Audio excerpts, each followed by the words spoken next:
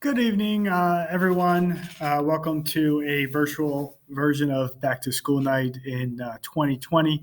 My name is Brandon Bond, and I am your students' cooperative education teacher. They like to call us coordinators at the state level. Um, this is a great course. I really like this course. I think it fills a lot of gaps and needs between young students in classrooms and then what is expected of them out in the real world and putting some of the practical skills that they're learning in school, such as math and science and English, and how do they apply that to the real world and earn a paycheck in doing so. So this is a great course. I think we combined a lot of those skills and activities, and we show them why it's important to learn these things in high school. Um, as you see here, this is kind of my typical welcome slide that I give. Again, my last name is Bond, and you see my email address there. Move the camera out of the way. Email address there in case you need to get in contact with me at all. You could also always look me up on the district website and the directory there. This is my phone number. Direct extension comes right to my room there. I have an outside line, so you can always reach me there and get a hold of me. Okay. From here, I just want to talk about some different things you should have seen. Most of my class will be done um, kind of online via Google Classroom, like most of our classes this year. This is just a version of the course syllabus that you should have seen, and I should have a signature from you saying that you read through this coursework at this point. Again, it just gives a general description of what we're trying to do here at the co-op or in the co-op course. And this is a brief breakdown of some of the things that we do and learn. Okay, right now we're still working through a lot of that employee paperwork. Think about any new job, there's a lot of paperwork and HR stuff you have to go through. We're doing a lot of that as well here for legality purposes. So some of the things that your students might be bringing to you is driving permission, a code of ethics paper, the syllabus. They should be bringing to you the state contract that we have to enter into. They have the new COVID guidelines that we have to enter into. So all of those forms they should be bringing to you to be signing off on, and then I'm checking off that they're doing that. If at all you have any concern for any of the paperwork or you haven't seen any paperwork, you can ask your student to log on to their Google Classroom, okay, which I have brought up here. And in this classwork, so this is the typical title page. In the classwork section, you can go here to the state paperwork. All right, and that brings you here to all of these things. Okay, so all of the state paperwork, checklist, code of ethics, driving permission, all right, state agreement, contract, COVID. Okay, all of this stuff is here for them at any point, any reference. Okay, just going through the couple things we're learning. First thing we like to do is talk about laws and safety, making sure that your student trainee is safe when they leave here and go to work, and that they're well trained in all of those things. We talk about goal setting a lot in this class. My goal for your student when they graduate is to have a plan.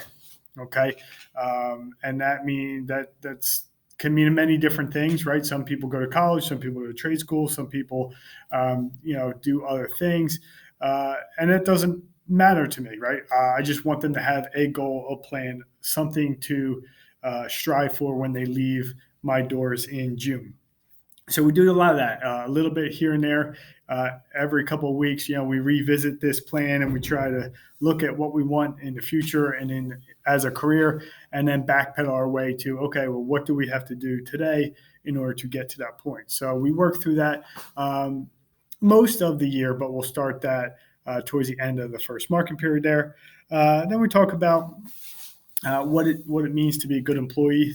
You could do, opportunities you can look for, constantly learning new things, looking to help out, the little things, right? We call them the soft skills. And that's a big part of this class is training those soft skills because technology is not going to take a job away from somebody who has good soft skills. All right. So we're looking to really invest in our students here and keep them adaptable and constantly learning. Then we'll start talking about some resume building strategies to find that career job after high school or college. We'll talk about a little bit of financial freedoms. We'll go through interview strategies and things like that, just to kind of set off on a good foot towards that path of careers and financial freedom. Course requirements are pretty simple, right? Basically, you just have to show up nowadays, really with a computer. Most of our stuff will be done on computer and on Google Classroom. The assignments are pretty typical, a lot of coursework that we'll do from time to time, some tests, quizzes, projects, depending on the unit, might be different things. The grading policy is something to note for sure. This is a two-part course, so it is 15 credits, which is the equivalent of 3 other classes. One thing that people don't realize is that you have to pass both sections of the course in order to get credit, all 15 credits. We don't separate the credits there. So basically, the course is set up as an academic course. We do learn these things, and then they get graded. Your students get graded on going out into the workforce and implementing some of these training strategies, these skills. Okay, as the coordinator, I will be also going out into the workforce with them and observing them, giving them tips, strategies, meeting with their boss. I like to think of me as the guidance counselor of the world of work. Okay, I'm there to help. I'm there to support your students, help them keep jobs, maybe resolve issues, help with conflict resolution, all types of things that could come up at any point during any job. So the grading policy is kind of split. Okay, the academic work, the things we do that is very traditional in the classroom, is going to be 70% of the total marking period weight. Then we have this other section, which I call a structured learning experience. Okay, that's the things that are encompassing of going out into the workforce. One is going to be the employer evaluation. Okay, just to take a quick look here. Very simple. This is what hopefully your student has shown you at this point already, but if not a big deal. Okay, it is in the Google Classroom there, but it's very simple. Okay, are they showing up? Are they showing up on time?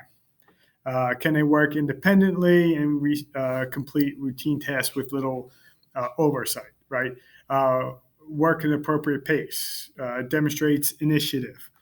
These types of things that you would want in any employee. I'm asking that their employers look through this, and once a marking period, they'll fill this out and just circle 10, 9, 8, 7, depending on how the student does in this category. Okay, this becomes a major part of their grade for the for the marking period grade. Okay, then they do this 4 times. Also, part of that is going to be their class participation in here, and also their reporting of their hours worked. Okay, it's very important that we track the hours that students work, and that they account for every week that they are in the program. They are expected to work a total of 540 hours out of the course of an entire marking period, out of an entire school year. If you break that down by weeks, it's about 15 hours a week. That's why I suggest students work 15 hours a week. Now, it doesn't mean they have to hit that every week. It is pretty flexible. I have some student athletes that are in football right now that might not work that much, but then they don't do a winter or spring sport, and then they can work 20, 25 hours a week. So it's pretty flexible, right? We just try to keep everybody on the guide so that way they hit that hours goal. The hours are treated like a final exam. Okay, so for some of us, it could be the easiest final exam they've ever had because they just work and they get their hours and they get 100% on their final exam. If they are struggling working, things like that, then we can make accommodations. But we really like to see them hit that 540 hours, and then again, it is 10% of their final overall grade for all 4 marking periods. Okay, so you can kind of see that breakdown there. If they get 500 out of 540, we just do that division, and that's what that becomes. If there's any questions with that, please feel free to reach out to me. There's a class bell there. And then we will review that together. Besides that, really here, just make sure again in this new world that we live in with the virtual environment. Okay, I sent this home with students here. This student expectations for virtual learning and Google Meet behaviors. For the most part, kids have been great. The students have been fantastic. They've been flexible. We as teachers are learning as they are learning, and it's been pretty good. However, just to make them aware, they have to be treating the virtual classroom just as they would in the physical classroom. Their camera should be on. They should be attentive. They should be following along. If they have questions, they need to interrupt and interject and make sure that they're staying with the class, because we're expecting that as we go through that they are following along. So we don't know unless they communicate and tell us. I always say 99% of all problems can be handled through communication and proper, timely communication. So just encourage your students to do that and review these things with them, and hopefully shouldn't be that big of a deal or adjustment from there. Okay. Again, questions, please feel free to reach out. Lastly, I have this slide here that I usually share with parent participation and attendance. These are the two things that come up a fair amount. If students, I just enlarge this here. If students are absent from school, unexcused absent from school, they are not supposed to be showing up for their work that day if they're scheduled for work. Now, if they have an excused absence, let's say they have a dentist appointment or something like that, they're going to miss school. They are okay to go to work. If they do not come to school because they just don't feel like coming to school that day, theoretically, they are not allowed to go to work. The idea is that their work is an extension of the school day. So this is one of those things that does come up a fair amount. We want to avoid students that maybe work till 10, 11 o'clock at night. They're a little tired. They know they have to go back to work the next day, and they decide to kind of just skip class. That's not going to be acceptable in the program. Again, if you're too sick to go to work, or I'm sorry, too sick or too tired to come to school, then theoretically you should be too sick or tired to go to work. So that's one of the main policies that we have here. And again, it's something that we'll follow up on as we need to from time to time. The other major thing is just your participation in this whole process. I know that sometimes going to work can be new for kids. Responsibilities could be new for kids. Showing up on time, taking orders from somebody, having to clean under the grill or take out the trash, things like that they don't really want to do, and then all of a sudden they have to do it, and they can sometimes struggle with those things. Maybe working all the weekends when their friends are out on a weekend night, at a football game or something. So these are things that kids struggle with from time to time, right? And making these sacrifices and decisions. Just make sure that you're kind of keep an eye on their involvement. Stay in tune with what they're doing. Sometimes they get overwhelmed working too many hours, and we have to reduce that so that way they can take care of their schoolwork. Maybe sometimes they have some issues with other people at work or their boss.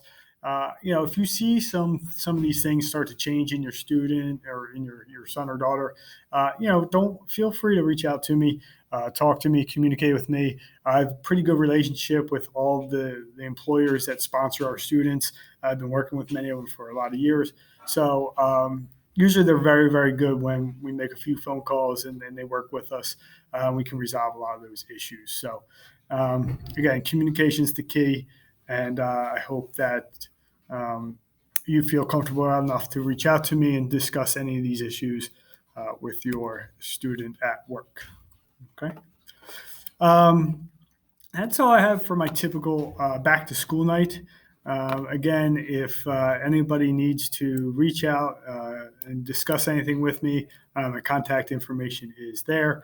And I hope to have a great year. Looking forward to further meeting most of your students and getting to know them and see them work and hopefully set them off on a nice career. So thank you. Have a good night.